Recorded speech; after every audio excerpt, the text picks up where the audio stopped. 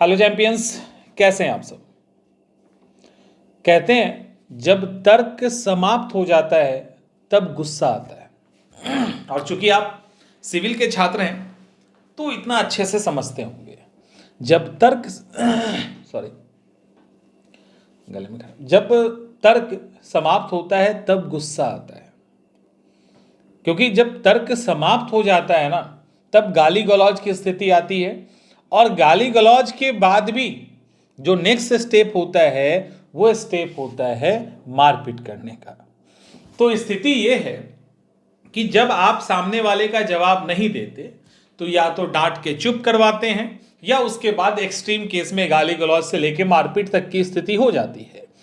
आज अगर आपने लाइव बीपीएससी को सुना होगा, बीपीएससी के जो स्टाफ हैं, चेयरमैन हैं, तो चेयरमैन का जो इंटरव्यू आपने सुना होगा, तो उस पत्रकार का नाम तो हमको नहीं याद है, लेकिन उन पत्रकार ने बड़ा अच्छा काम किया। क्या क्वेश्चन पूछा है और काउंटर क्या किया कि आपने ही थोड़ी देर पहले बोला था।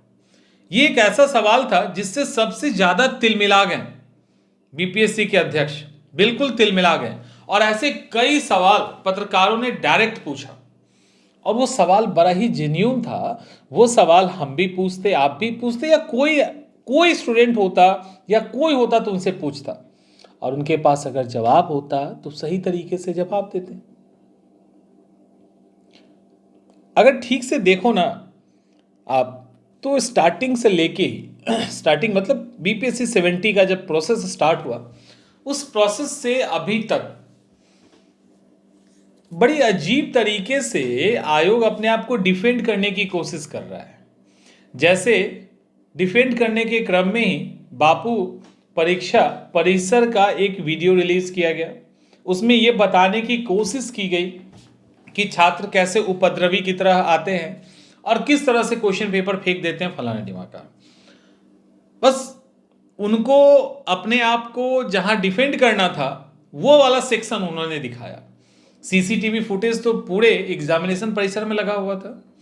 वो डिफेंड करने के लिए अपना छोटा वाला एकदम हिस्सा ऐसा काट कूट के दिखाया। स्टूडेंट बेवकूफ नहीं है। अंतर इतना ही है कि आप उस पावरफुल पोस्ट पे बैठे हैं और जो इधर है वो एक आम इंसान है। इससे ज्यादा अंतर नहीं है। दिमाग के लेवल पे आप जितने शार्प तरीके से बच्चों को, टीचर्स को समझा रहे हैं, तो ऐसा थोड़ी है कि हम लोग समझ नहीं रहे हैं, और ऐसा थोड़ी है कि आपके समझाने पे हम लोग समझ गए। हम लोग समझे नहीं हैं। आप जबरदस्ती समझाने की कोशिश कर रहे हैं। आपसे काउंटर जब किया गया तो हालत खराब हो गई। और आज के दिन में भी किसी भी 5 बच्चे को बुला लीजिए, को किसी को भी, प्रेस को चुपचाप कहिए कि चुपचाप बैठा रहेगा, लाइव करवा दीजिए, एक भी सवाल का जवाब आप प्रॉपर नहीं दे पाएंगे। सिंपल सी बात है।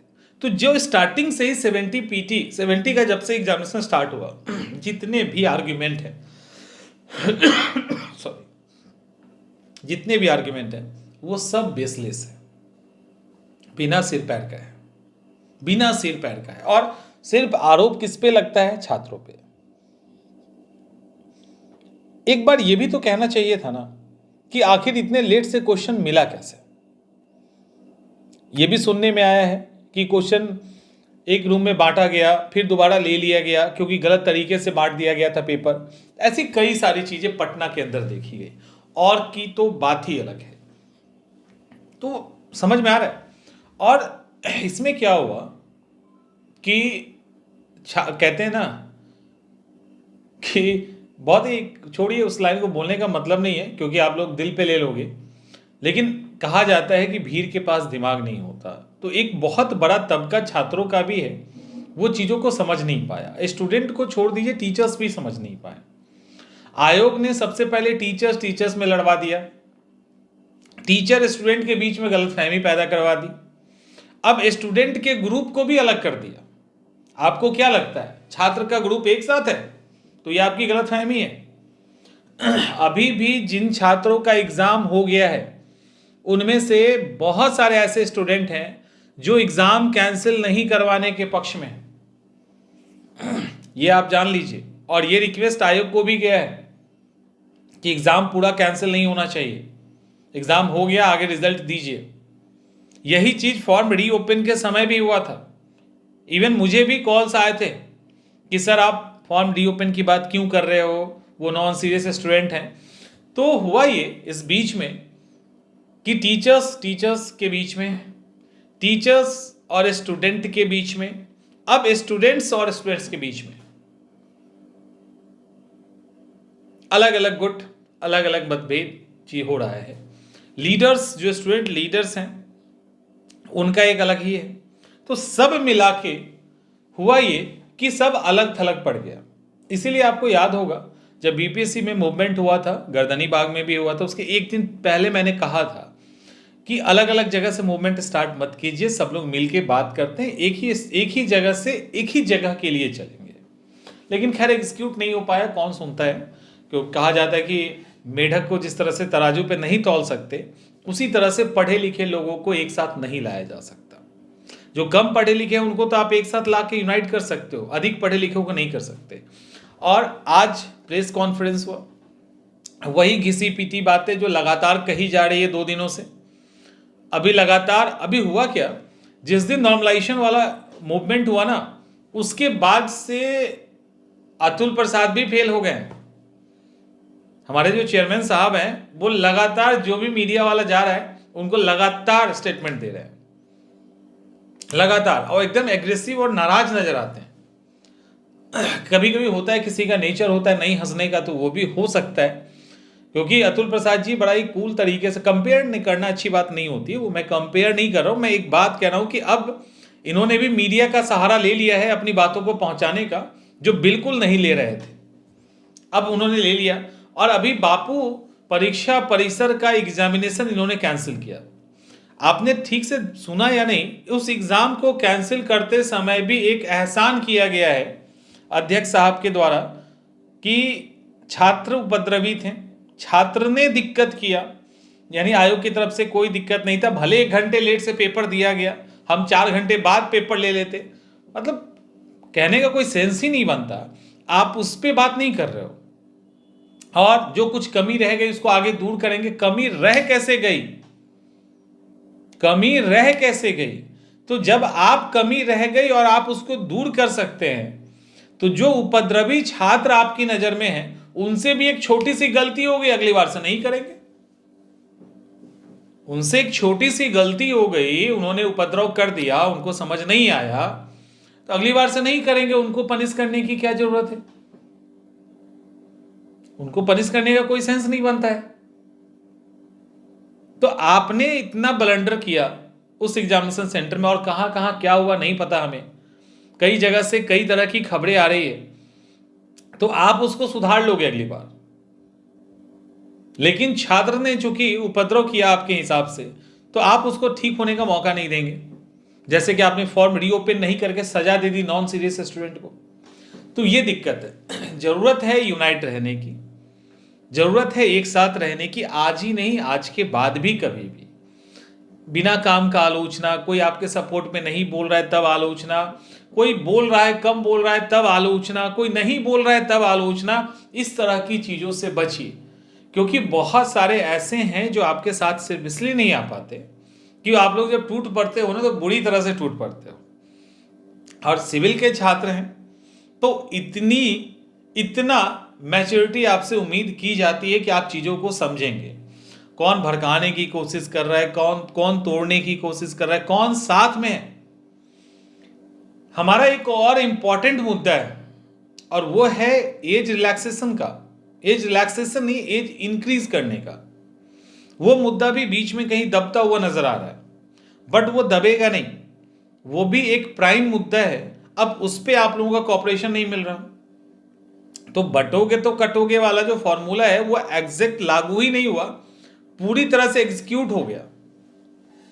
और हर स्तर पे स्टूडेंट्स को बांट दिया गया, स्टूडेंट्स को पहले समझाया गया, और बार बार एक शब्द यूज किया जाता है, 4 लाख इतने हजार स्टूडेंट के साथ हम नहीं खेल सकते। अब 4 लाख वाले खुश, हाँ सही कह रहे हैं, हमारे साथ नहीं खेल सकते, ठीक है। जो बच्चे छूट गए, अब वो उनको अलग फील हो रहा है। फिर आज भी यही हुआ कि 12,000 के कारण हम ऐसा नहीं कर सकते।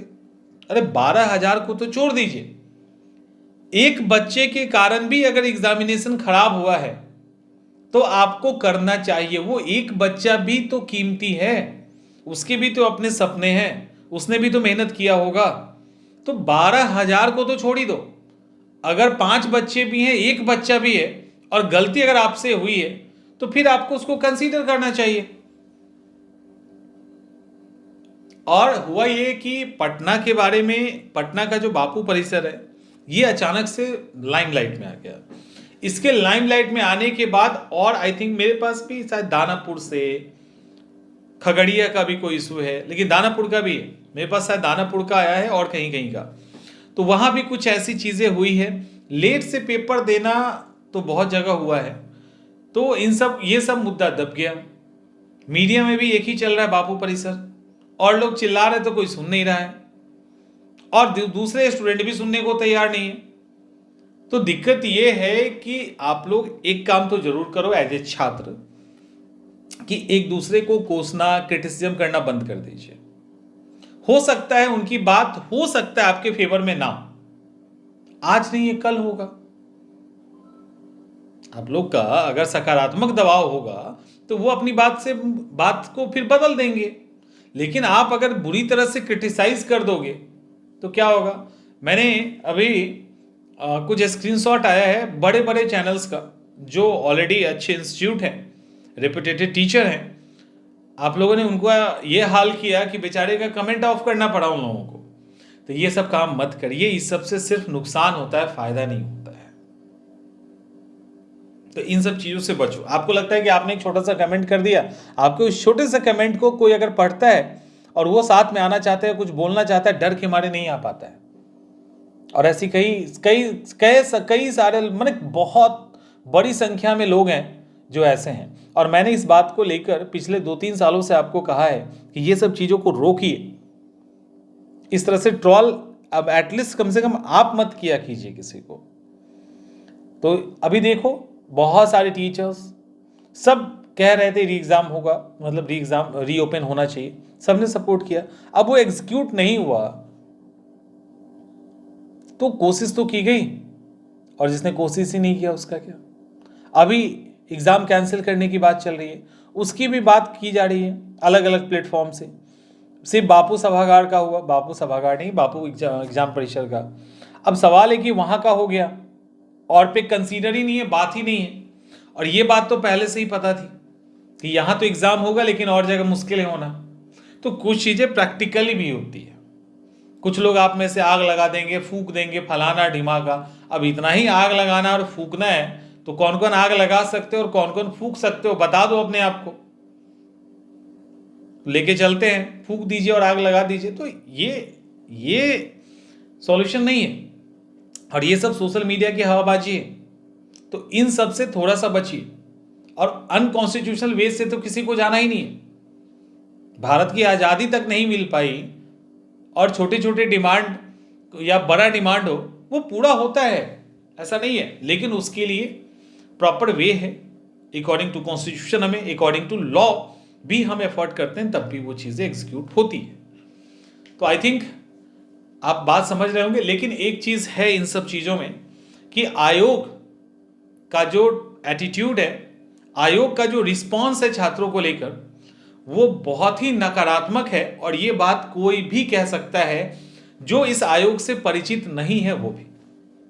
मतलब आयोग के द्वारा इतना हलचल मचाया गया, इतनी सारी चीजें हुई कि बाहर बाहर के लोगों को आके यहाँ इंटरव्यू लेना पड़ा। आप सोचिए कि कितनी बड़े लेवल पे किरकिरी हो गया, बिहार का भी और बीपीएससी का भी। कई स्टूडेंट जो बापू सभागार के हैं, बापू एग्जामिनेशन परिसर के हैं, वो बाहर से आए थे। अब वो बोले कि नहीं, अब हम बिहार का एग्जाम देने ही नहीं आएंगे। तो एक बहुत अच्छी याद लेके वो नहीं गए, वो वहां जाके तारीफ नहीं करेंगे बिहार का और आयोग का। और बच्चों के साथ इतना एग्रेशन, बदला लेने की भावना, इसका कोई सेंस ही नहीं है। सेंस ही नहीं है आयोग की तरफ से जो ये किया जा रहा है। और उनको पता है कि वो क्या कर रहे हैं, और वो क्या कर रहे हैं वो किसको नहीं पता है, वहां क्या क्या होता है वो किसको नहीं पता है। तो एटलीस्ट वो भी तो ध्यान देना चाहिए ना उन सब बातों पे। तो अभी के लिए अपडेट आपको मिल चुका है। बापू परीक्षा केंद्र का एग्ज़ाम कैंसिल हो गया है। री एग्ज़ाम होगा, जल्दी होगा, तो तैयारी करते रहिए। और फाइनली जो मेंस का एग्ज़ाम है वो आपका एक साथी होगा, इसकी चांसेस पूरे हैं, इसमें कोई डाउट, मैं दो राय नहीं है। आप एक ही साथ मेंस देने जा रहे हो, मैंने एक साथ कल भी कहा था। तो अभी का सिचुएशन यही है, आगे कुछ ऐसा होता है तो हम लोग बात करेंगे, बट आज ही के लिए नहीं, आगे के लिए भी यूनिटी बहुत ज़रूरी है, उसको बना के रखिएगा। मिलते हैं नेक्स्ट सेशन।